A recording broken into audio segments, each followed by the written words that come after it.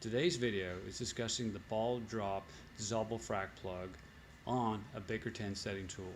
In front of us today we have a Baker 10 dummy, if you will, representing the Baker 10 setting tool.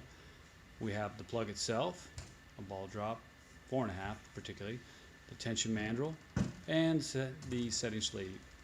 The first step that we want to address is the critical nature of the lock spring on the Baker 10 type setup. Note, through testing and evaluation, we have found it's best to have the spring flush with the end face of the mandrel. And as we show you here, what we want to see is that the spring dives into the notch securely.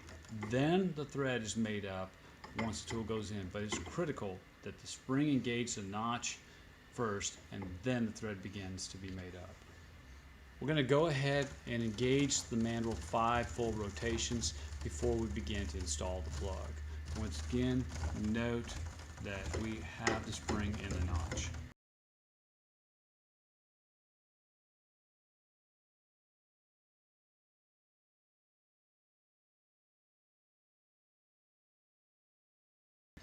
We want to see you go ahead and pipe wrench or tong tight. Once it is pipe secured, then go ahead and set your set screws. There are 3 set screws. All should be securely tightened.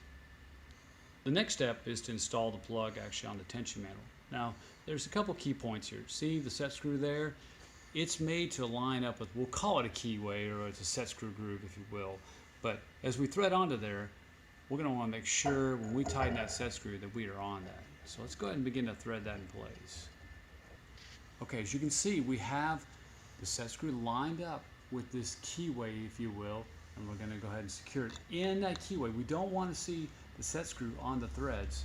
That can damage our threads, and so that's what that keyway is for. Last step is to secure the tool and thread it into place. So we're just going to, it'll hand thread on, and we're going to close this gap up as we come down here. You can see it. Secure and tighten until the gap essentially is gone. You should visually inspect to make sure that you have tightened the plug until this gap is gone. Now, you can take a pipe wrench and apply a little bit, or a crescent wrench right here on the flats here is what this is designed for. You can use a pipe wrench there too, but there's no need to be on the plug in this application. And the last but most notable point is see that our spring is still in the notch, and this plug is ready to run downhole.